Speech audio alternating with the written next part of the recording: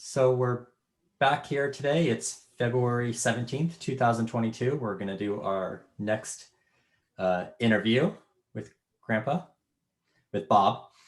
And so when we left off last time, we had discussed, is kind of a big discussion about how you guys transitioned from, you and Esther moved from LA proper, the way I consider it, to the San Fernando Valley.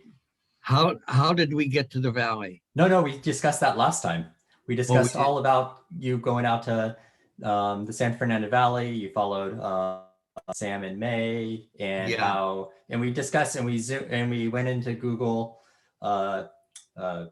Maps, and we looked at your place on LeMay, and we looked at, and we talked about some of the different things that you had changed, some of the things you had adjusted on the house. But today I'm interested in continuing on from there because there's still lots to go on. But I realized after that recording that we had skipped over a important part of your life because there was obviously lots of stuff going on, including a war.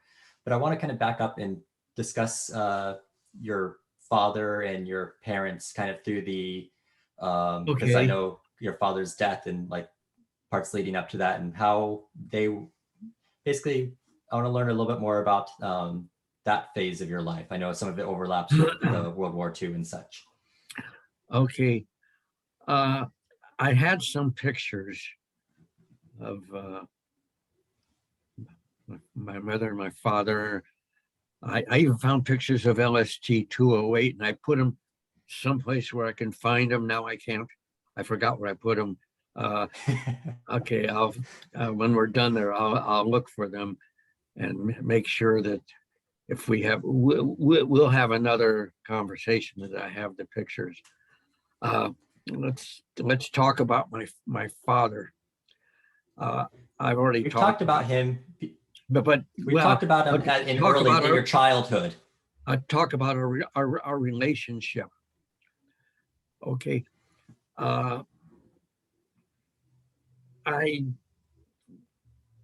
We never really had a warm, what you could call a warm relationship. I don't ever remember him hugging me or kissing me or showing affection.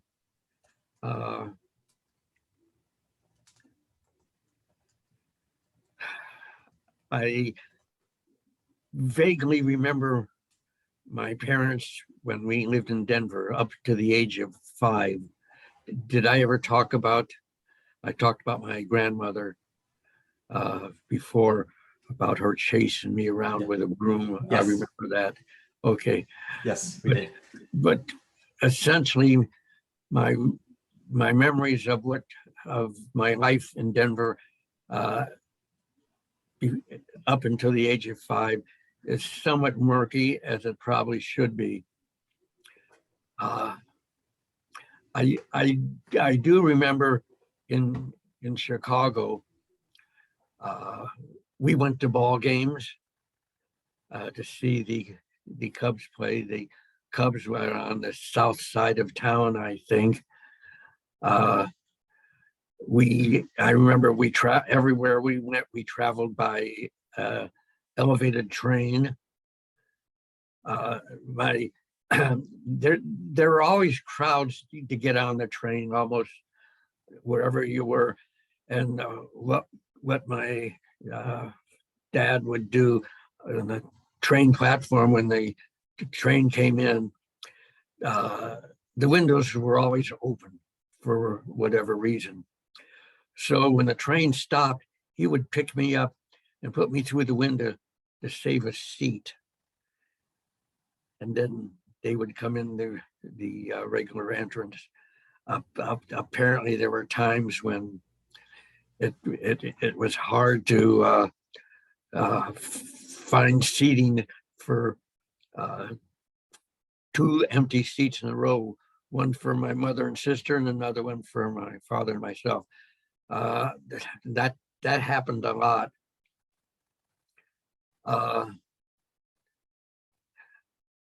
I remember him, he always, whatever job he had, he always worked late. and he would come home, and I've already told you about he was a member of the Teamsters Union in Denver as a motorman, and then ended up in Chicago driving a bakery truck. And my parents never explained to me, or probably to Shirley, why that was. I kind of lost my train of thoughts. Where was I, Ryan? Well, we about the early life. I guess I kind of want to understand, like. Okay, I know. Okay, kind of getting into like your late childhood, and I know. Yeah. Basically, I know leading up to his death, because that was, I imagine, a significant. Okay. Okay. Anyway, I've already.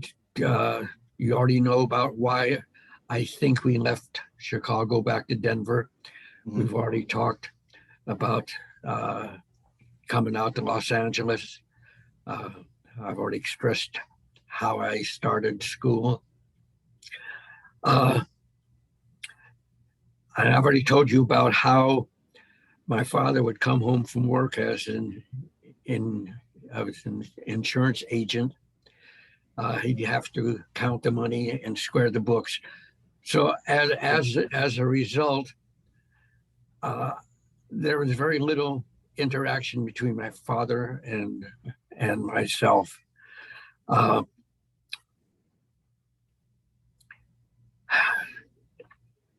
Did we talk about him becoming a truck driver? We started that, and that's kind of where we left off. Is when he after he became a truck driver. That's where the story ends for our narrative. Okay, you want me to go on from there? Sure. That's okay. Yeah, that'd probably be a good part. Okay. We had a family friend whose name was Paul Chinn. And that was spelled CHIMM. I suppose the extra Chin ordinarily could be taken as a Chinese name, but when you add another N to the Chin, somehow it localizes it. I don't want to. Paul Chinn was an operator. I don't want to talk too much about him because in some ways he was a phony, and you can take that as you wanted. In any event, apparently my father had an opportunity to go into business for himself. He and Paul Chinn put up money to buy a tractor, and a over-the-road trailer. The truck had one axle. Some of the most of the over-road trucks then only had one axle, as opposed to today's over-the-road trucks, which have two axles, each one driving. In any event, they bought their first truck, as it was a 1936 Chevy, and a new trailer with a sleeper on the front of the trailer. And they leased themselves out to a freight company called the Arizona Pacific Freight Lines, hauling mostly between Southern California and Southern Arizona, from Yuma, Phoenix, Tucson, also other areas, Prescott, Arizona. I'll have a story about Prescott later on. And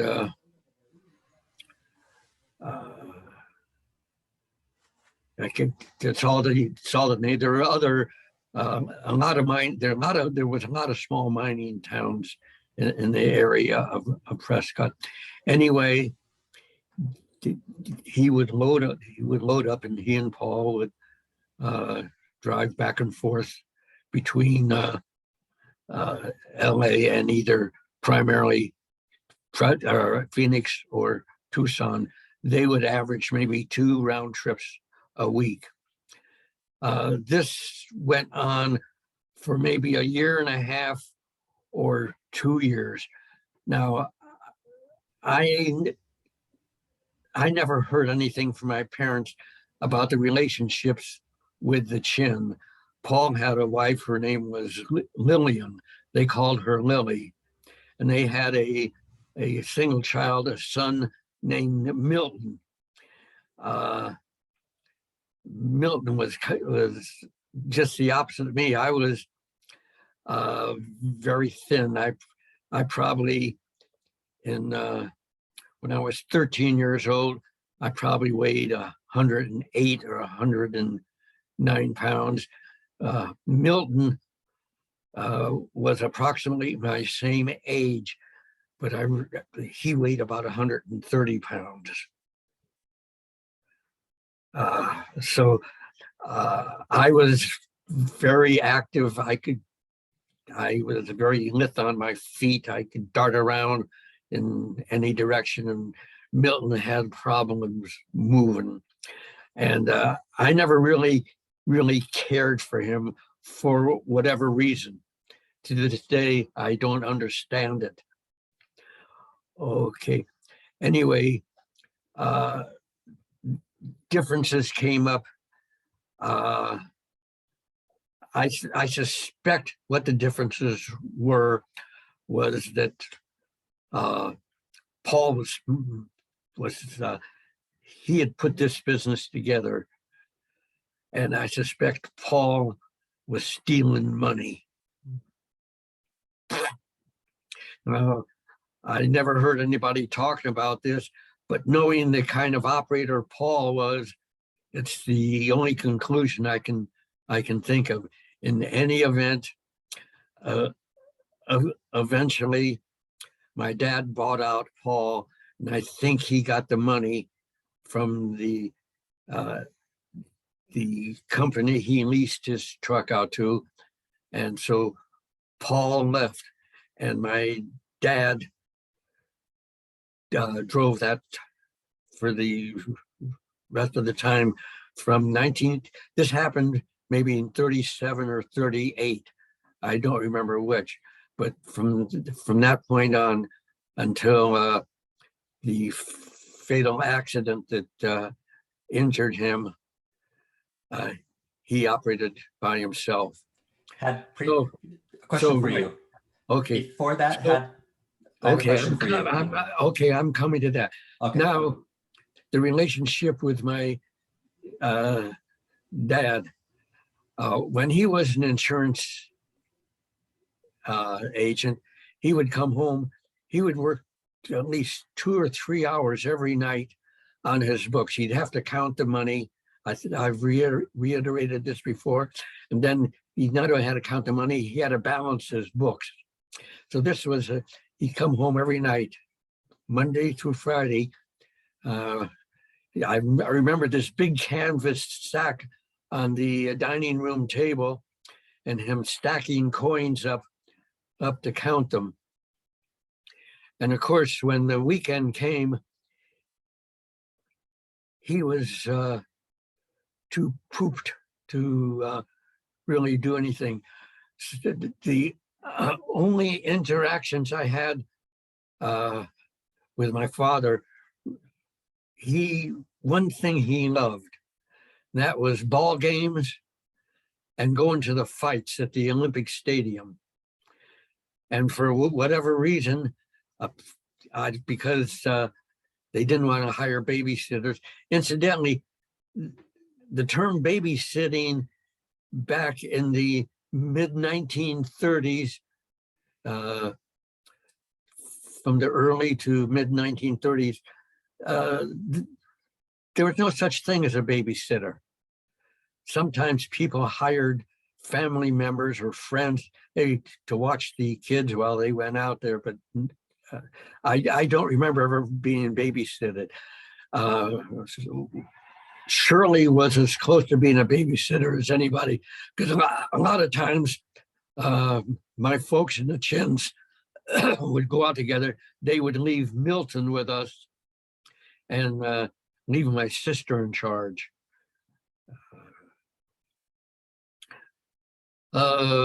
So anyway, this went on. Now, sometimes during the summer, I would take a trip with my dad, and the trips with him were the longest times we had together. I would ask him questions. Somehow he seemed reticent and to answer them. He would probably slough them off. So my relationship as a mid-teener in let's see, 1937, 38, 39 was I just didn't have a strong bond with him. And it wasn't until after I went into the service that I knew that he might have regretted not having a closer bond with me. It's the only time I remember, I think, of getting letters from him.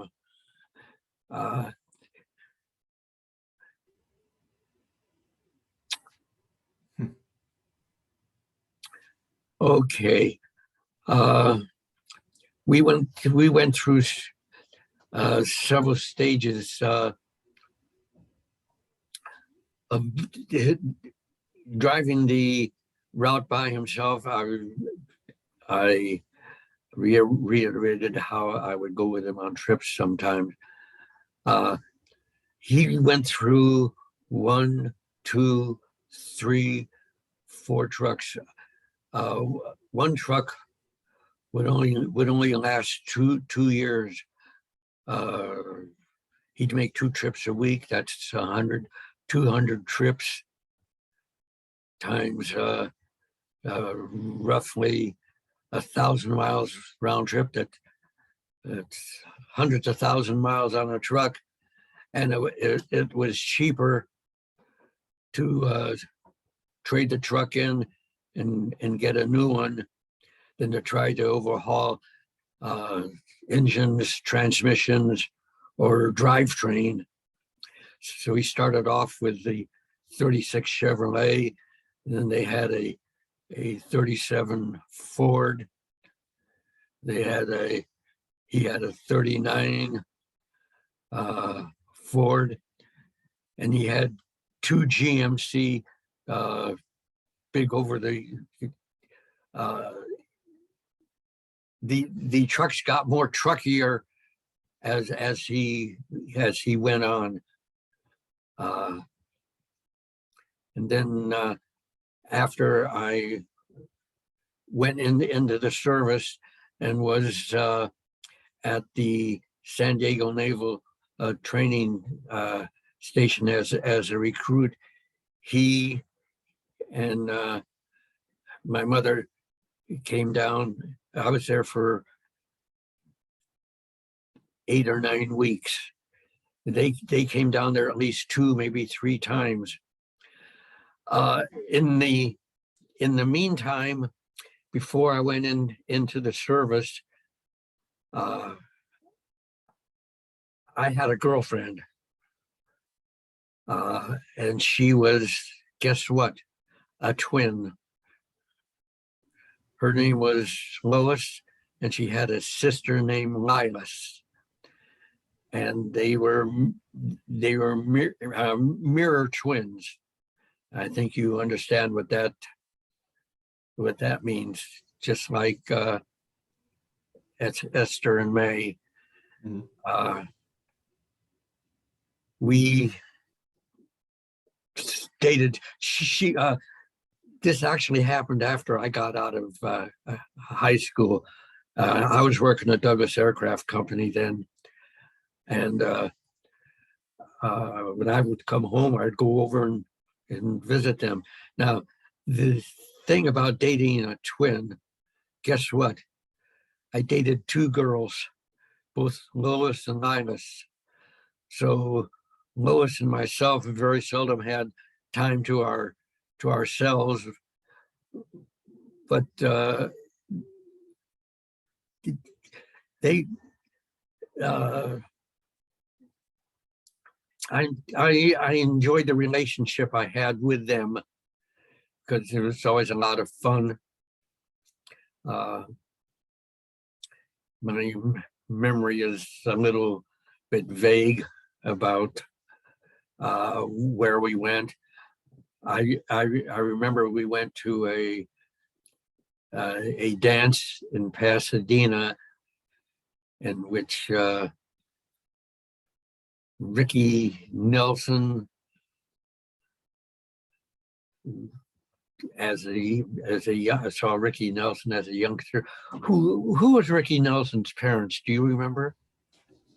I have to Google who Ricky Nelson is, much less his parents. You never heard of Ricky Nelson? I think I might have heard the name, but I do not know who. Okay. But I'm looking it up right now. His father was an orchestra leader and his mother was a singer. See, you just remembered it too. Yeah, but I can't remember their names. We Adventures went of to, Ozzie and Harriet. Okay. Huh? The Adventures of Ozzie and Harriet.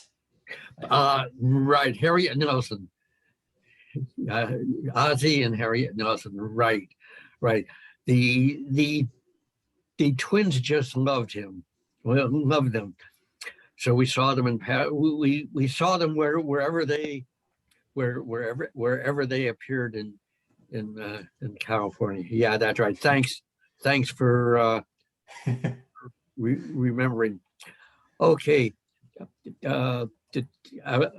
Eventually, I went in the service. I was in San Diego, and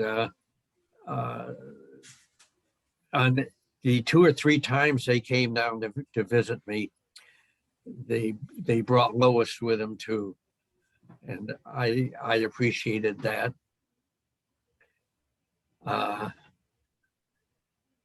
After that,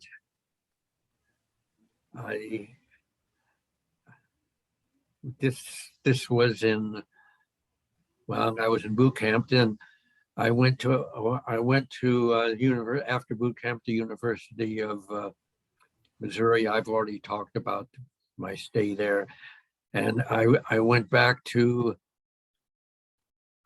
Los Angeles in this was in late July or early August of 1943, and being stationed in San Diego, every weekend I found a way to get up to Los Angeles. I had once every 4 weeks I had the duty on station, so 3 out of 4 weeks I would find a way to get up to Los Angeles. There was somebody in the training station that drove up to Los Angeles and back again. There were sometimes I would just get out on Highway 101 and stick my thumb out. Somehow, in all the years I was in San Diego, that was 43. That was the last part of 43, 44, and the first month of 45. I went to LA every weekend except when I had the duty, and I always found somebody that we knew. We would drive up, we would buy share gas and drive back again. I would hitchhike up or back occasionally I would take a train up and back. This went on until June of 1944 when my dad had the accident, and he subsequently died from his injuries. So I want to get into that in a second. Were you still dating Lois during this time? Was that part of the reason? No. So it was just to visit the family then? I was in University of going to school at the University of Missouri there. I was there maybe a month or 6 weeks. I'm not sure of the time frame. And I got a Dear John letter from Lois. I never saw her again.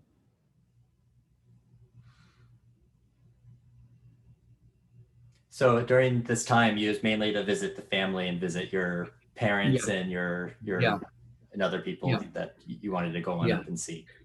Yeah. Okay. Before I just have one question before we get to, I want to get more details about the death.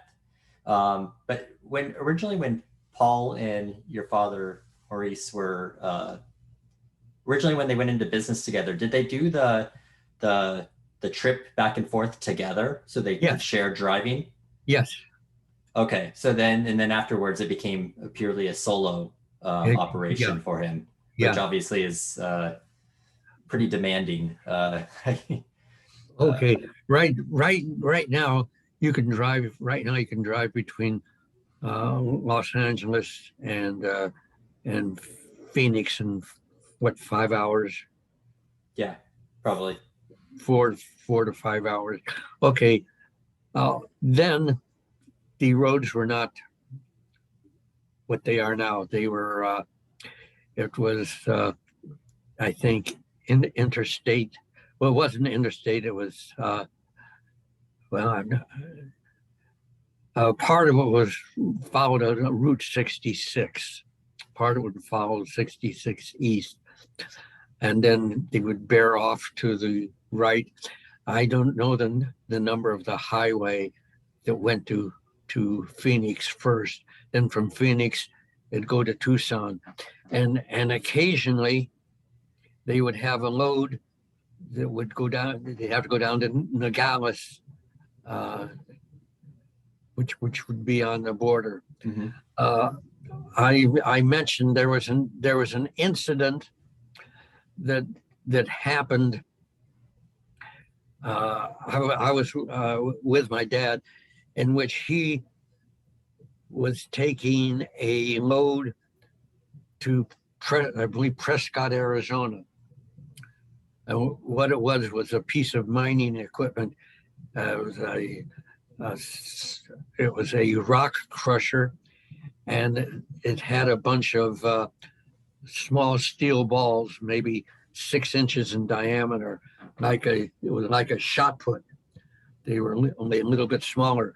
What it was a rock crusher that they would put the steel balls in this big drum and put ore in it in the form of big rocks and spin it, and the steel balls would crush the rock. Prescott, Arizona was at the top of a high plateau overlooking the desert somewhere in central Arizona, north of Phoenix.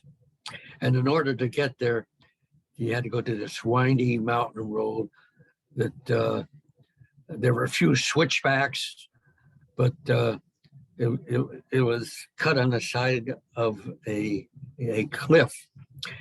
And anyway, we were climbing up this mountain road towards Prescott.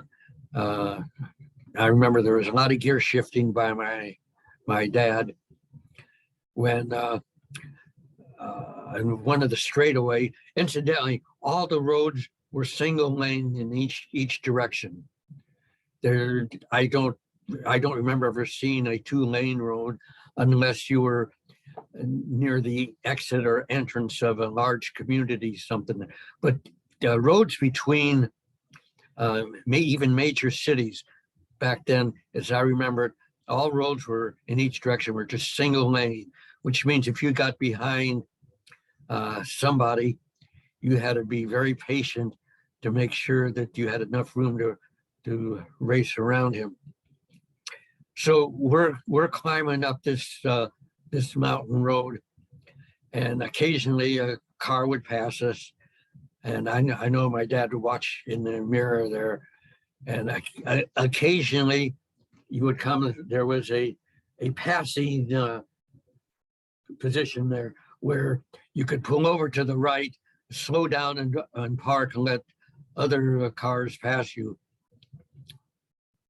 So we're going up this road here, and occasionally my dad would come to a place, he'd pull over to the right, and if it was long enough, he could just, well, we were going slow anyway, and cars would pass him, trucks couldn't do it. And again, we're getting near the top, and a car passed us, and it went around a curve, and when we went around the curve, we had kind of a long straightaway. We can see the road ahead of us, and all driving along there. I was looking, but I didn't see. We came, all of a sudden, my dad pulled over. We came into one of these passing things, and he drove into it and stopped. And I don't remember whether I said anything. I don't remember what, but all of a sudden, steel balls come rolling down the road. Now, the roads then, when they'd go around a curve, they had a very gentle bank to them. If it went to the right, it would go like that. If it curved to the left, they would go like that. And the very gentle bank was that while some balls would roll off the road and drop down into the valley, most of them stayed on the road. Anyway, this guy that passed us, he's backing up with one arm over the seat tops, looking back, and his left arm on the top of the steering wheel, just backing up, coming like hell. We occupied the turnout, so he backed up past us, and I presume he found another one down the road a little bit. And anyway, then these steel balls come rolling down the road. And what had happened, that there was a truck ahead of us that also had a load of steel balls in it. And apparently he stalled on the highway, and he had to jackknife the truck. The jackknife means get the truck or the trailer instead of like that, like this, so he wouldn't roll over the side of the cliff. And when he jackknifed, the weight of the steel balls against the side of the trailer just broke them all out, and the steel balls rolled down.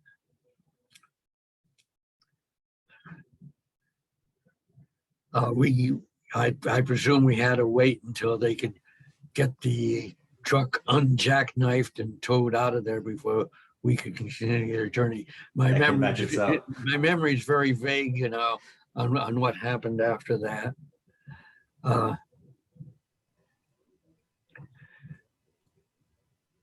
So it sounds like you went on a few of these trips with your father.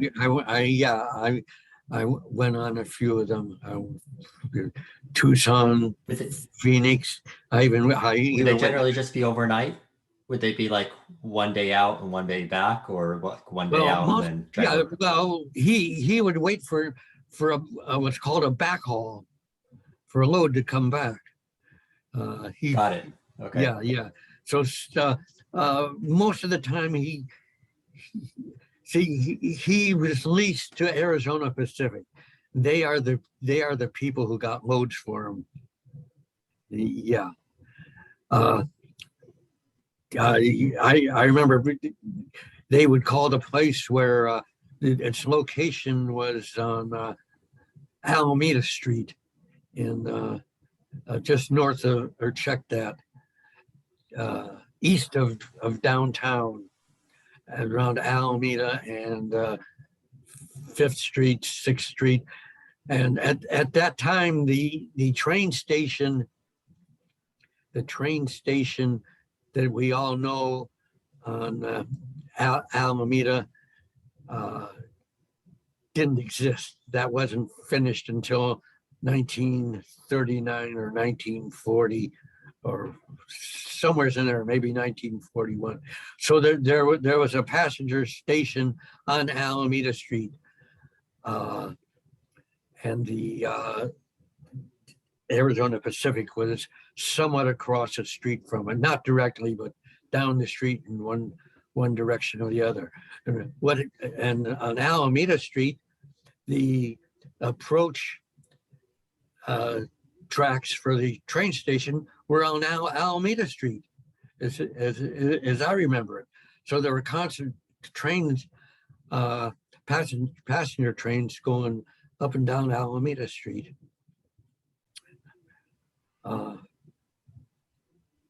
Okay, you got the ball now. This actually been hearing about the stories going out to Arizona. Okay. One more item. Okay. Needless to say, gasoline and a lot of food products were rationed then. You got a little book with coupons for gasoline. You got sometimes, I remember, you got some food items are rationed too. I don't remember what they were. I would imagine they would be mostly perishables, like milk, meat, eggs, and I'm not sure whether they rationed milk or not. Yeah. Go ahead. So did the rationing, did it affect your father, or like he could get gas, or was your father able to get gas then for his business? Was he rationed at all? Well, I don't know what the I would presume that he got enough gas to run his business. Certainly the government wouldn't shut down interstate transport. But I'm just about that. I can answer that in a way that I would go down there, and I remember the man he works for. I'm not sure you could call him a boss or something like that, but I would, maybe twice a month, I would go down there, and he would give me ration tickets. So in effect, we had all the gas. Now, at that time, I don't remember whether my mother was driving or not. I don't remember. Can't remember whether she was driving. In any event, gas was not a problem. Got it. Okay, so let's move into what do you remember about? Let's get into your father's death and your or the incident, and I want to understand what was. I want to hear. Okay. Move on into that story. Okay, but before we get to that. Okay, if there's more, that's fine. Yeah, before we get to that, I have to talk about my sister. Cool, because I actually was going to ask questions about your mom and your sister afterwards, but we can get into it right now. That's fine. Okay. I don't know if I talked about this before, but my sister used me to her limits. I was just I was a baby brother then. And growing up, she used to always say, Bobby, do me a favor.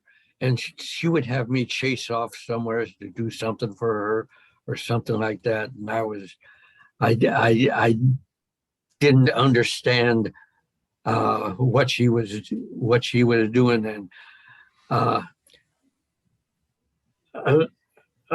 eventually it stopped when when we became older, because I probably just started refusing to do favors for her.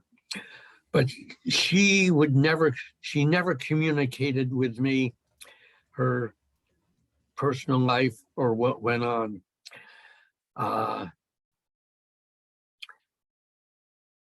I'm jumping over something right now, and I have to jump. We're jumping to my father's death and what my sister did, that how that affected me.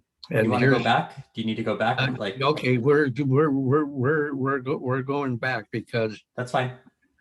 After my father died, he was buried at the Home of Peace Cemetery in Whittier. About 8 or 9 years ago, 7, 8, 9 years ago or so, I went out there and I saw his grave, and he was buried on June 2nd or 3rd, just before D-Day. Okay, what led up to his death? I never had I never thought of it then to question what happened to my father, because my mother never said anything to me. Shirley never said anything to me. This is partially because I was still in the service and I was coming up to LA. I would see them once a week, and there were probably more, after my father was buried, there were probably more important things going on. I don't know. After my father was buried, okay, I became aware that my mother was getting a pension. Now, my dad got a pension. It was $25 or $30 a month. And I never knew what the pension was for. I knew my dad had been in the San Diego Naval Hospital, and I didn't connect this actually until a couple of years ago, a few years ago. My mother said, well, he had pneumonia. Now, we've talked about this before, about the Spanish flu epidemic, 1917, 18, and partially into 19, very much like what we have today. My dad apparently, and I saw nothing in any papers to substantiate it, apparently had the Spanish flu. That's why he was in the hospital so long, and that's why he got a medical discharge from the Navy, and that's why he got a pension, because they would have never done that if he had a routine sickness like pneumonia or any other things like that. He was in the San Diego Naval Hospital for, as close as I can figure, he was there for 6 weeks. He was there for 6 weeks. He never finished recruit training, and he was discharged. So that is just a result of the evidence that I've put together. Now, how did the accident happen that he was injured in? He was driving back to LA from Arizona. I'm not sure whether he had been in Phoenix or Tucson. And something happened where he had to pull off to the side of the road. He had to pull off to the side of the road for whatever reason. And then he started off again. And as he pulled out, he was hit by, apparently he pulled out in the path of another truck. Now, I don't know why he did it or what happened, but this was on in Redlands, and the highway then was 66. 66 would go east and then bear towards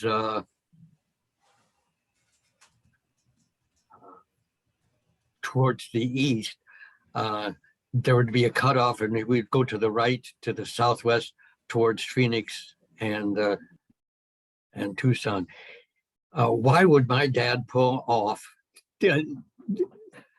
This was in the evening or the night too, I think.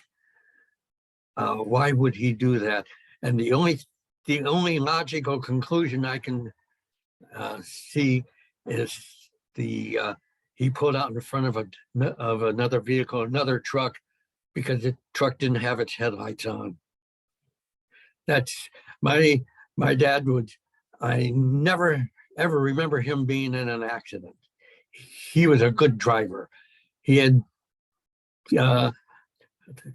thousands and thousands and thousands of miles of over the road experience. From 1936, for 7 years, he made at least 2 trips a week for 7 years. Now we might be talking about hundreds of thousands of miles that he drove. And so the only conclusion I can reach is the other truck did not have a headlight on, because I remember Shirley talking about it, that my mother sued somebody that was related to the people that hit him. Nobody ever explained to me what was going on then. Shirley never did. My mother did. If I would have had the gumption, I would have asked questions, and I just never did that. I don't know whether I had the attitude of let it be or what. I regret that very much to this day.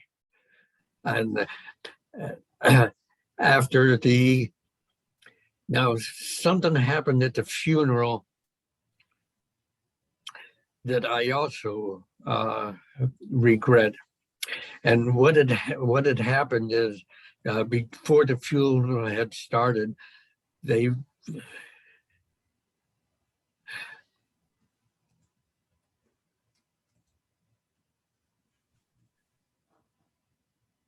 I'm a little mixed up. I might have my funerals mixed up. I think I do. Okay. If you want to either pause or we can come back to it. Okay. Now it's clear enough to me. We're talking about my father's funeral, about an open casket. I don't remember whether the casket was open or not. I was 1944. I was 21 years old then.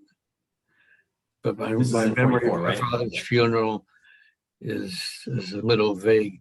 Somehow I'm getting my father's funeral mixed up with Esther's funeral.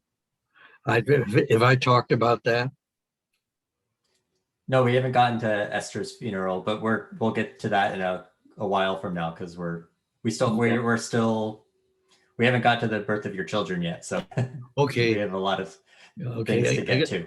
But I want to say, if you're getting tired, we can stop. But well, okay, your mother. That's 10. I have a few minutes.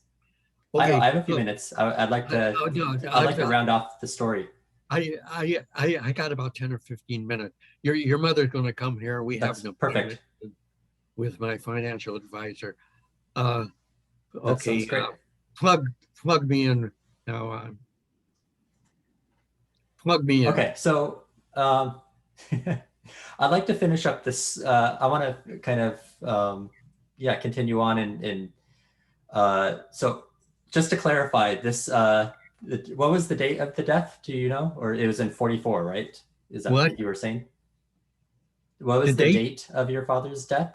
Yeah. Do you remember? Uh, okay. The funeral was on June. You said June or 2nd or 3rd. It's June, okay. I June just pulled my 2nd or notes, June but 3rd, because it was on a Sunday. And on a Monday, I went back to my 1 week emergency leave was over, and I went back to uh, San Diego, and I on the morning of June 4th, I got back to San Diego, and you know what?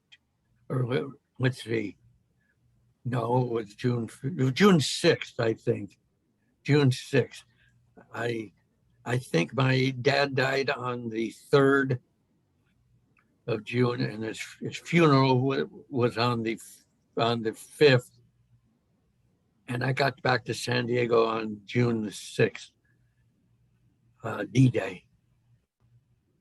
okay.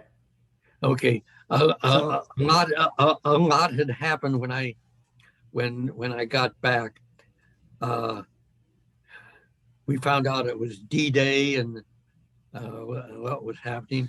I went back on the base, and I we we have an identification card. We had we carried a chain with a dog called a dog tag. There was a dog tag which identified us, all our personal information, and we also had a identification card. And I was going through the ID card, going through there, and they pulled me out of line, and I went somewhere, and they told me to wait, and they put me in a room, and I was sitting there by myself, and pretty soon a couple other guys came in. One of them I recognized. They thought, what the heck's going on? What's going on here? And we waited in there for a while. I don't remember the length of time. And finally, a chief came in. And by this time, there might have been 7 or 8 of us in there. I recognized everybody in there because they were in the same, I don't know whether you couldn't call it a building. It was barracks. I mean, but they were individual barracks. There were probably maybe 30, there may be 40 or 50 cots in them. And everybody in there, we recognize each other. And then finally a chief came in and told us that the previous day that a Navy flying boat,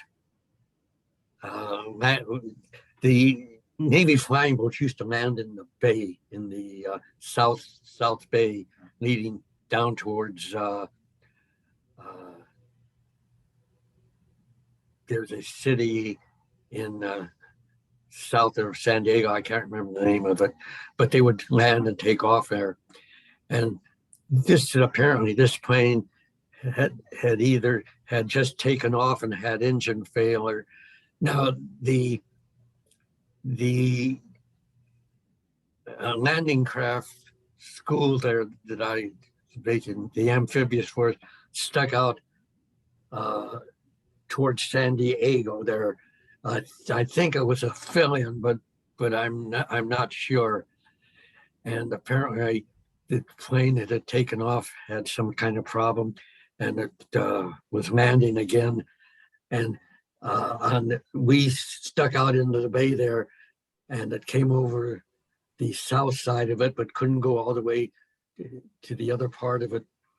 And the hull of the flying boat landed right on the roof of the building I was in, and the airplane collapsed, caught fire, and it hit another barracks, and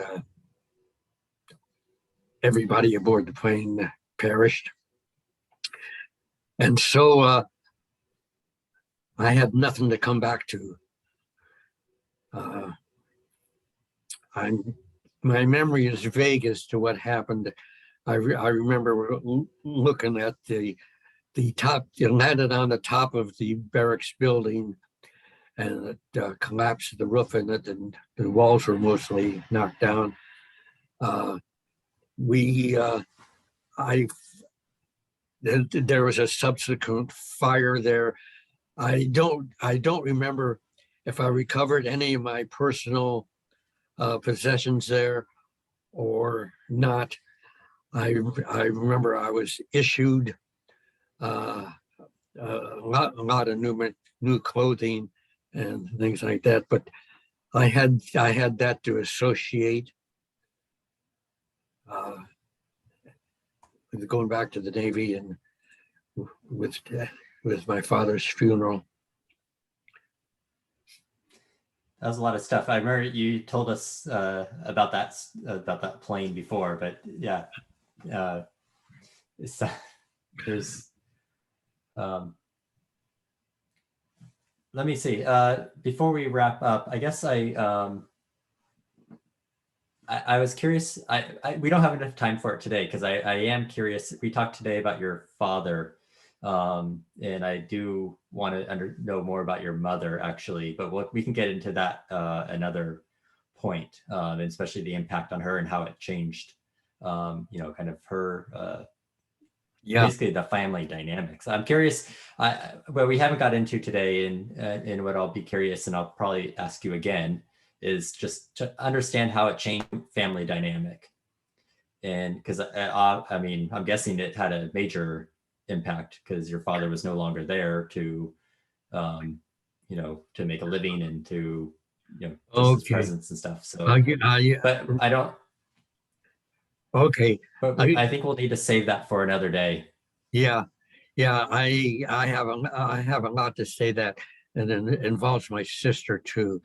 Not only what she did, but what she didn't do. Okay. One thing we're going to have to talk about is what happened after my mother passed away, because that was a time of mine in my life. From that, my mother passed away in 1987. Shirley's husband, Alan, followed maybe a year or two after that. I'm not sure when he died, because I remember being in the hospital just before he died, and she was crying and she clung to me, and it was the first time I can recall that she ever showed any affection for me. And I just looked at her and said, well, it looks like your little brother has now become your big brother. And I don't remember anything after that. I do remember what didn't happen though, and we'll talk about that on the next session. Okay. That sounds good. Let's take a break here because there was a lot. I think we'll do this again, and we'll continue it from here. And there's still there's a lot of things we still want to know, or I want to know, and such. So it was nice talking to you today. It was, and I hope the rest of your day goes well.